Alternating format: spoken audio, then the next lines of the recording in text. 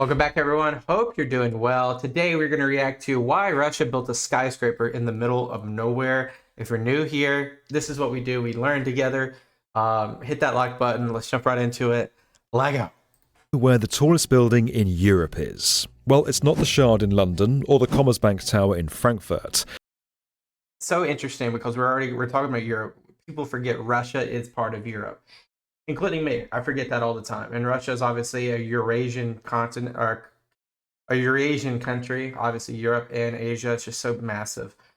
But yeah, let's back up a little bit. In Europe is. Well, it's not the Shard in London or the Commerzbank Tower in Frankfurt, or even Warsaw's brand new super tall, the Warsaw Tower. It's actually way over here, on the outskirts of St. Petersburg, a full 12 kilometers beyond the city centre. And what was I keep forgetting. St. Petersburg used to be. Forgot what it was. It used to be called something else. This is the Lacta Centre, and at 400 Looks just like the Shard, doesn't it? Let's look back. meters beyond the city centre. This That looks just like the Shard. is the Lacta Centre, and at 462 metres, it's by far the tallest building in Europe, standing higher than the Empire State, the roof of One World Trade Center, and 3 times higher than the next tallest building in St. Petersburg. It's also the northernmost and probably coldest skyscraper in the world. So why have the Russians built such a colossal building, and why on earth have they built it here? Yeah, interesting questions. This building is huge. The Lacta Centre contains the largest volume of glass ever in a high-rise structure. There are more than 16,500 curved panes. Just to build its foundations took the largest continuous concrete pour ever, even more than was needed under the Burj Khalifa. Wow. An astonishing 20,000 cubic metres of concrete was placed over a 49-hour period, setting a new world record. And then they have all that, they have like a 10-story tall building below it too, like right here. Or it could be more than 10 stories. Step inside and you'll find a sports centre, shops, restaurants, offices, even a planetarium. That striking twist in design made it one of the most technically difficult skyscrapers ever constructed. The building's actually at its thickest about a third of the way up, around level 17. Here, What? the diameter bulges by more than 2 metres beyond what it is at the base. Now, the tower's unique form takes its inspiration from the footprint of this fortress, a castle built by the Swedes in 1611 and sitting in what is now present-day St. Petersburg. That is so cool. That shape is then rotated a full 90 degrees from the base up to the very top of the spire. Wow. It means that every floor is slightly different to the one below it, and while that posed numerous challenges for the construction team, it's a shape that actually helps trick the wind, dispersing the considerable wind loads at such a height. That's actually why many super tools aren't simply rectangular blocks. The wind would bat them about like a tall post in a storm. Having clever forms that are rounded or taper is actually good for stabilising the structure. Typically, a building of this height would require a damping system to keep it from swaying, but because of its unique shape, the Lacta system doesn't need that. The northernmost skyscraper in the world also faces another, not entirely unexpected problem. Ice. The top of the spire has an open mesh to allow wind to pass through, but while that also helps with overall I thought they had that for observation. stability, it means that ice can accumulate here and potentially drop 460 metres to the streets below. A number of measures were taken to prevent that from happening, including special ice catching frames which were rigorously tested beforehand. Some of the ice is even collected and reused for the air conditioning. That's really smart. It's like a drainage system. Now, unsurprisingly, building the world's northernmost skyscraper took incredible technical skill and knowledge in the field of engineering. If you're curious about what it takes to gain these skills, or want a glimpse at some of the complex math behind this,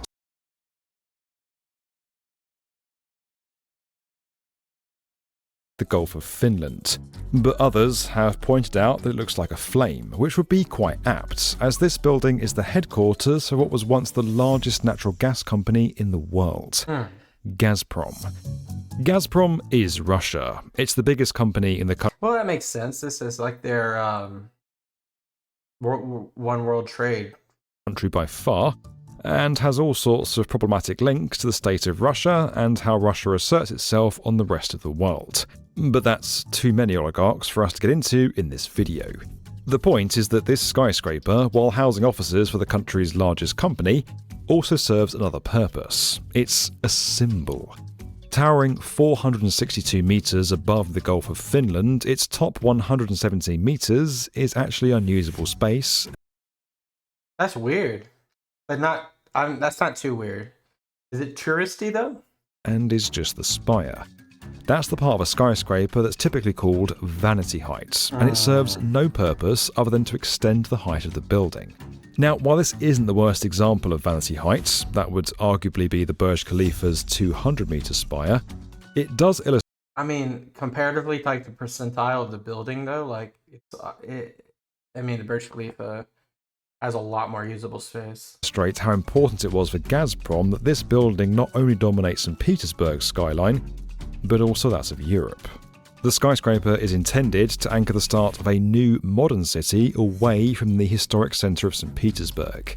There are actually plans for 2 more skyscrapers next to it, standing 500 metres and 700 metres tall respectively. Although with the current state of Gazprom, those towers might be some way off. Russia's invasion of Ukraine has meant many countries are refusing to work with Russian companies. I mean, duh. Sanctions have hit Gazprom hard, and the company reportedly lost $7 billion in 2022. Now, the idea of building a sleek, modern, Manhattan-like downtown away from picturesque boulevards is It's Petrograd. This used to be Petrograd. pretty common in Europe. As a whole, the continent doesn't really like skyscrapers and has never really embraced them to the same extent as the US and Asia. It depends what you say, how you say that, because like London definitely has some skyscrapers. Paris definitely has some skyscrapers. I know this is Paris right here, but you're not showing. I mean, comparatively, there's been like building ordinances that have had to happen. For example, Paris has you have to have a certain way you have the building built, and a lot of this has to be with historical traditionalism, but there are definitely business centers in every single country. Instead, it treats them like a kind of dirty secret that's tucked away from view. Paris has its La Défense, London has distinct clusters like the City and Canary Wharf. Okay, so he's literally getting into what I just said. Whoops. And Milan has the Porta Nova district. That's Milan? Is it Milan or Milan? And by the way, holy crap, that's such a cool green skyscraper on the left. That's cool. Russia, meanwhile, has maybe one of the largest examples of this already with the Moscow International Business Center, or Moscow City. First conceived in 1992 after the fall of the Soviet Union, Moscow City is a designated area of the Russian capital for skyscrapers. Once an industrial wasteland full of abandoned factories, the area is now home to the highest number of skyscrapers on the continent, with 6 super talls all right next to each other. So a super tall is a class of skyscraper. Okay.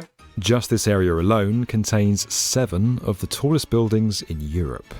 Moscow City was 45% empty for some time, according to estimates, and is plagued by issues, including a lack of connection to public transport thanks to its out-of-the-way location.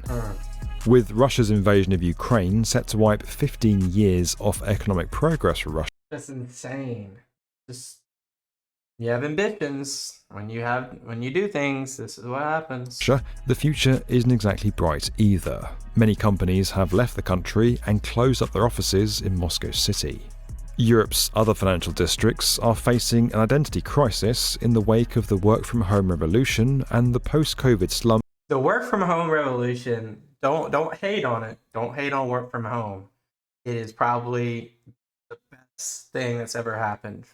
In office occupancy rates. Canary Wharf in London is having to rebrand itself and build more and more residential high-rises.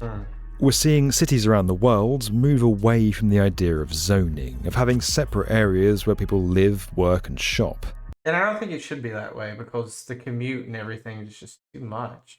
Mixed-use districts where all of these activities and types of buildings can exist in one place. And that's how it should be, because like if we turn back time, you know, we get the watch and we turn back time, Like historically, people did not have large commutes to work. That's just not that's not how humanity's supposed to thrive.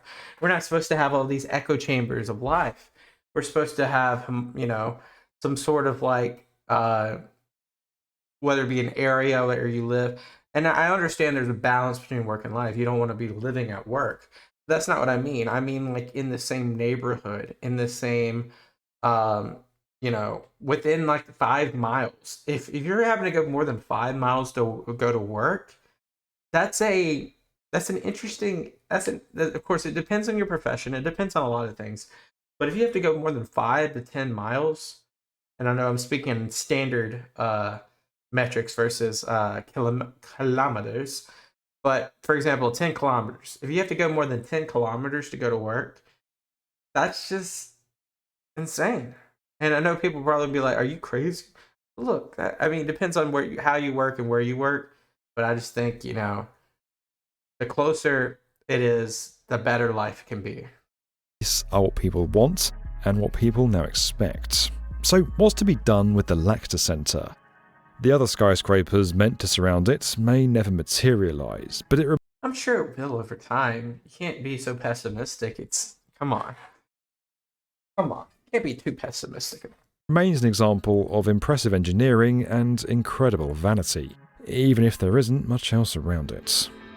This video was sponsored. Alright, that's the video. That's interesting, guys. I expect this area to get filled up eventually. It shouldn't just be, you know, I don't know. I don't know. I think it'll eventually get filled up.